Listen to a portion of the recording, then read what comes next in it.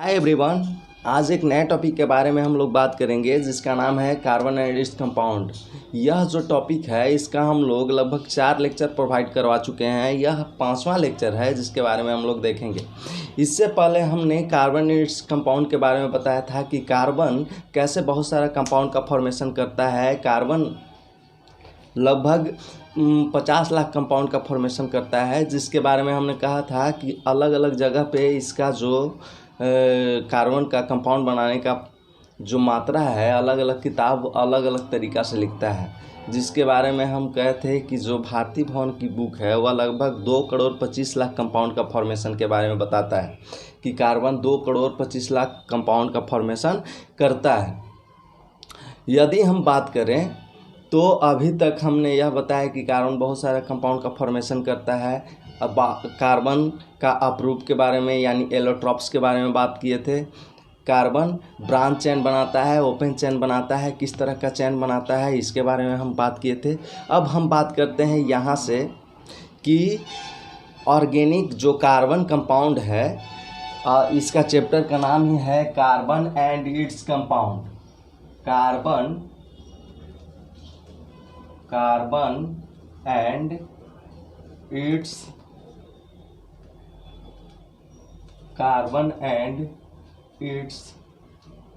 Compound. इस chapter के नाम से ही यह मालूम चल रहा है कि कार्बन और उससे बना हुआ कंपाउंड के बारे में इसमें पढ़ना है। तो कार्बन और कार्बन से बना हुआ कंपाउंड को आखिर नाम क्या देते हैं? तो कार्बन और कार्बन से बना हुआ कंपाउंड का नाम है ऑर्गेनिक कंपाउंड। कार्बन और कार्बन से बना हुआ कंपाउंड का नाम क्या है? ऑर्गेनिक कंपाउंड है। तो हम लोग समझते हैं कि ऑर्गेनिक कंपाउंड क्या होता है। ऑर्गेनिक कंपाउंड के हिस्ट्री के बारे में जानते हैं कि आज से पहले जब ऑर्गेनिक कंपाउंड के बारे में लोगों ने सुना होगा या जब जाना होगा तो उसका क्या अवधारणा रही होगी, क्या उसके बारे में लोगों ने बताया होगा, इसके बारे में हम लोग चर्चा करेंगे। यानी ऑर्गेनिक कंपाउंड के हिस्ट्री के बारे में हम चर्चा कर रहे हैं। ऑर्गेनिक कंपाउंड,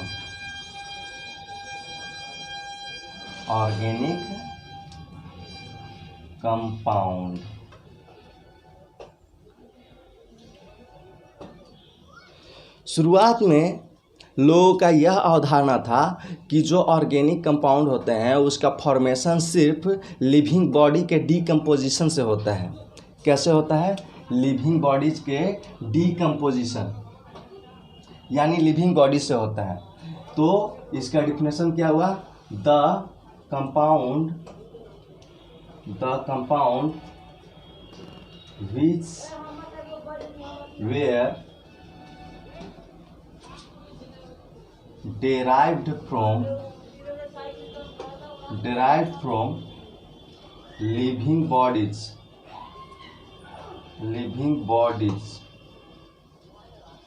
क्या कहलाता है? ऑर्गेनिक कंपाउंड कहलाता है।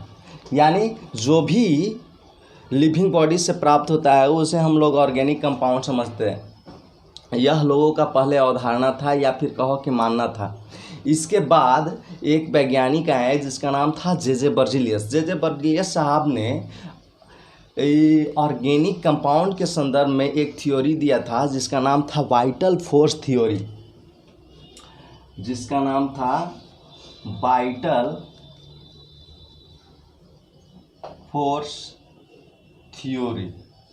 वाइटल फोर्स थ्योरी 1815 ईस्वी में आपको जे बर्जीलियस ने दिया था। जे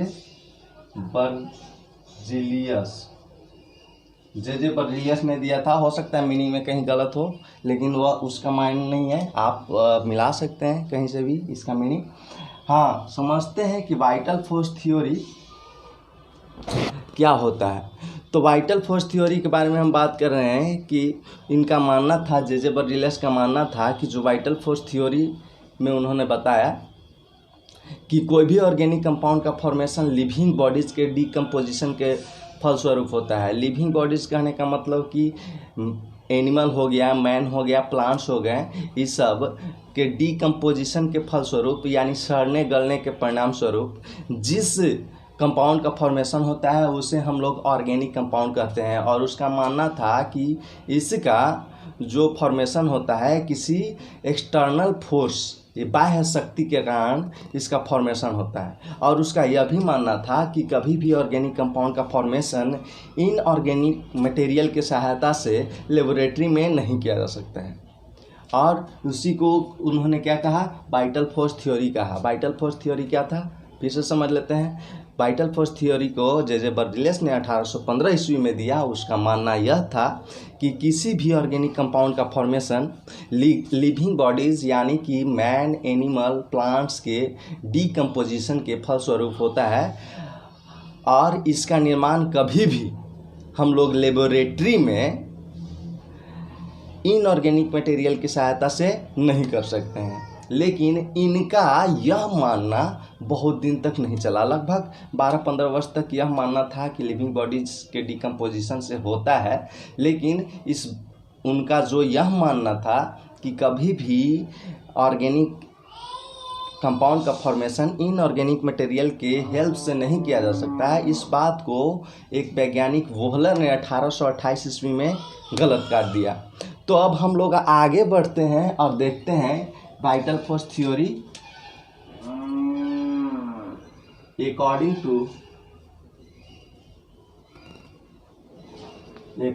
to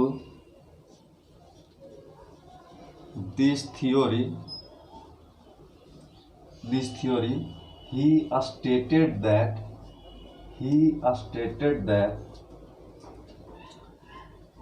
organic compound can only prepared by living bodies or organism कहने का मतलब कि life, but it cannot prepared by inorganic compounds,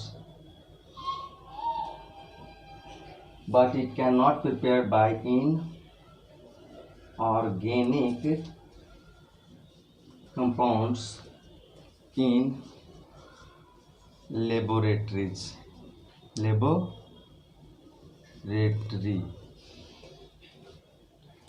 but इसका मानना 1828 में वोहलर ने एक साइडबैक दिया। वोहलर ने कब दिया, 1828 ईस्वी में एक साइडबैक दिया। फर्स्ट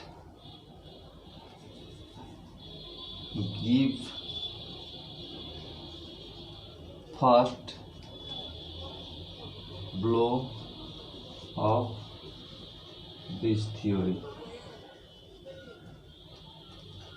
क्या उन्होंने कहा कि ऑर्गेनिक कंपाउंड का फॉर्मेशन इनऑर्गेनिक मटेरियल से किया जा सकता है। और उन्होंने अमोनियम साइनाइड NH4CnO को प्रोलॉन्ग्ड हीट किया।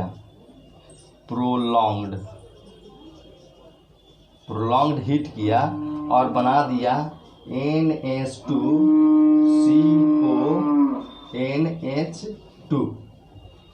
यानी यह अमोनियम साइनेट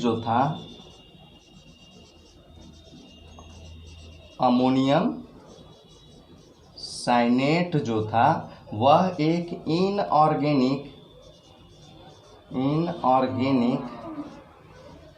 कंपाउंड था। और यह बना यूरिया, जो एक ऑर्गेनिक कंपाउंड था।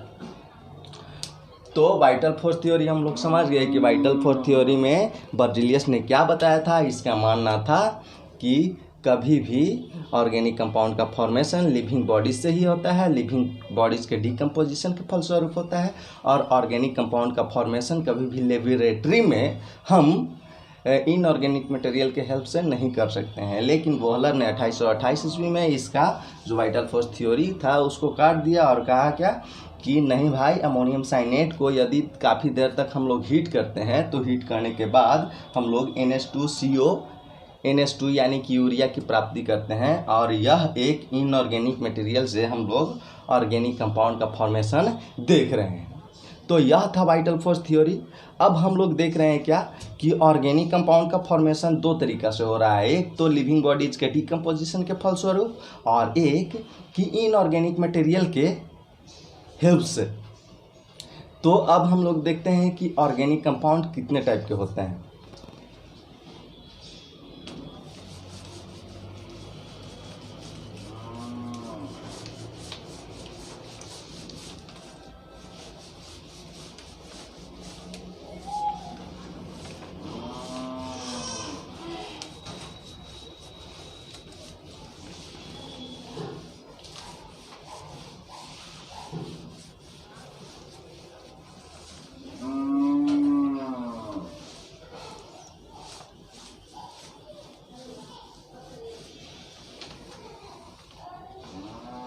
देखो अब कितने टाइप के होते हैं ऑर्गेनिक कंपाउंड। ऑर्गेनिक कंपाउंड को जानने से पहले हम लोग जानते हैं हाइड्रोकार्बन। हाइड्रोकार्बन कंपाउंड ही है, यह ऑर्गेनिक कंपाउंड है। हाइड्रोकार्बन क्या, इसका नाम ही दिख रहा है क्या कि हाइड्रोजन प्लस कार्बन से यह मिल करके बना हुआ है हाइड्रोकार्बन। हाइड्रोकार्बन दो तरह के मटेरियल से मिलकर के बना हुआ है, दो तरह के शब्द से मिलकर के बना हुआ है, हाइड्रोजन एवं कार्बन से। तो यह हाइड्रोकार्बन का डिफिनेशन समझ लो। Hydrocarbon is organic compound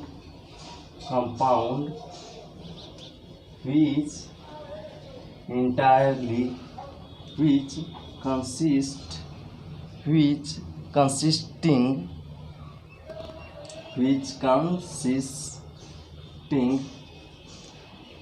entirely hydrogen and carbon. यह क्या कहलाता है, हाइड्रोकार्बन कहलाता है। हाइड्रोकार्बन दो तरह के होते हैं। जो हाइड्रोकार्बन होते हैं दो तरह के होते हैं, एक ओपन चेन हाइड्रोकार्बन और एक होता है क्लोज्ड चेन हाइड्रोकार्बन। जो ओपन चेन हाइड्रोकार्बन होते हैं उसके बारे में क्या कहा जाता है कि the hydrocarbon in which no closed chain और साइकिल इज प्रेजेंट। क्या ओपन चेन हाइड्रोकार्बन है, और क्लोज्ड चेन हाइड्रोकार्बन क्या है, the hydrocarbon in which cycle और closed chains are present. Closed chain और cycles are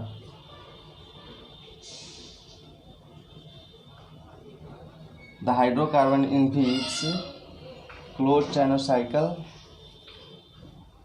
are not present।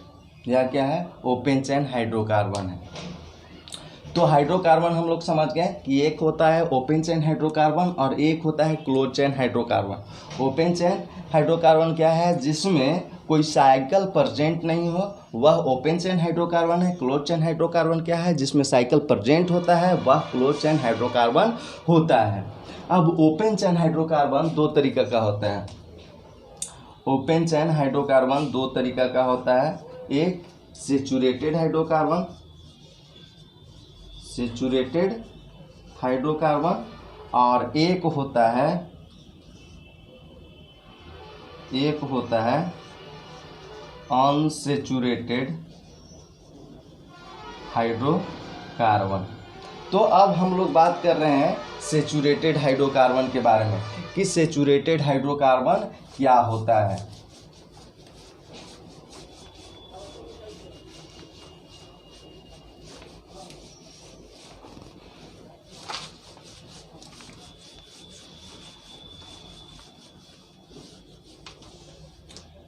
First बात कर रहे हैं सेचुरेटेड हाइड्रोकार्बन।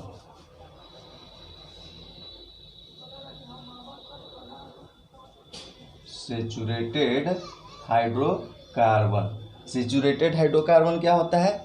यह एक ऐसे हाइड्रोकार्बन होते हैं जिसमें कार्बन कार्बन के बीच सिंगल बॉन्ड प्रेजेंट होते हैं। यह एक ऐसा हाइड्रोकार्बन होता है जिसमें कार्बन कार्बन के बीच सिंगल बॉन्ड प्रेजेंट होता है। द हाइड्रोकार्बन in which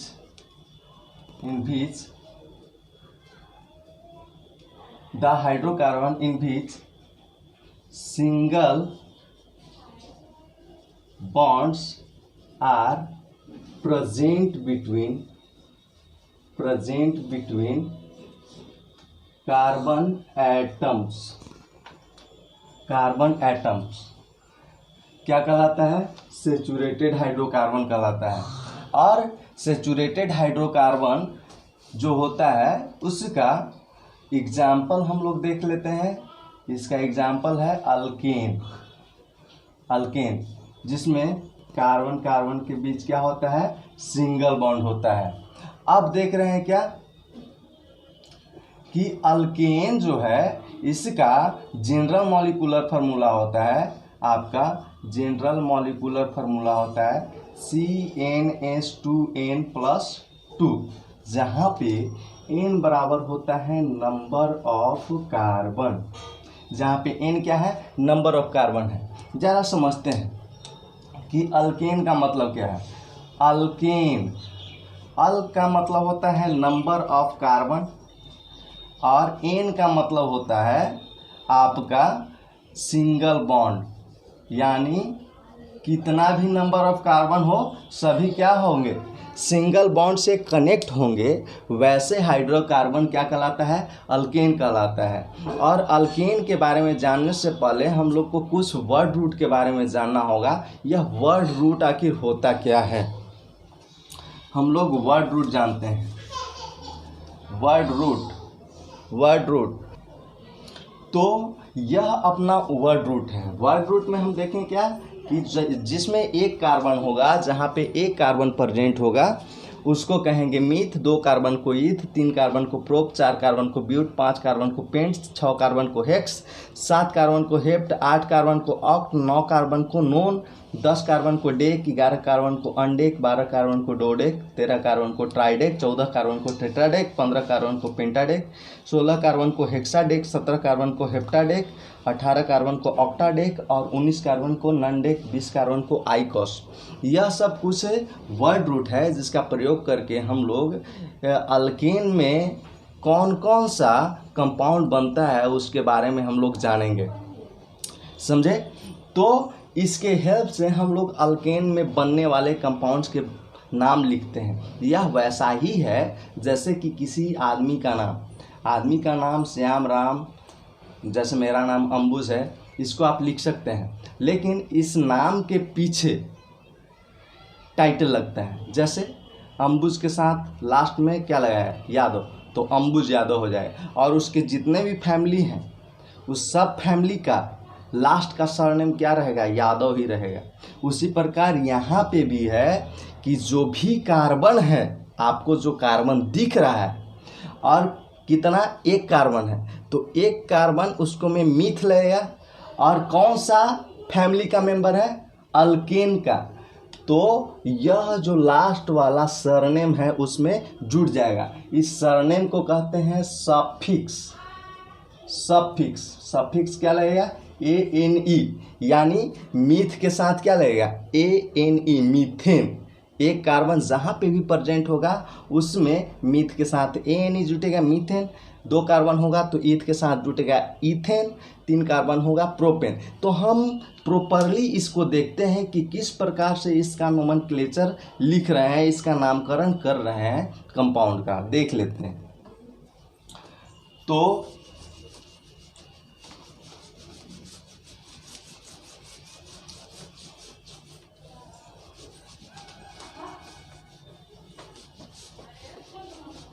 तो सबसे पहले हम देखते हैं क्या, देखते हैं नंबर ऑफ कार्बन, जिसको N से डिनोट करते हैं। फिर जनरल मॉलिक्यूल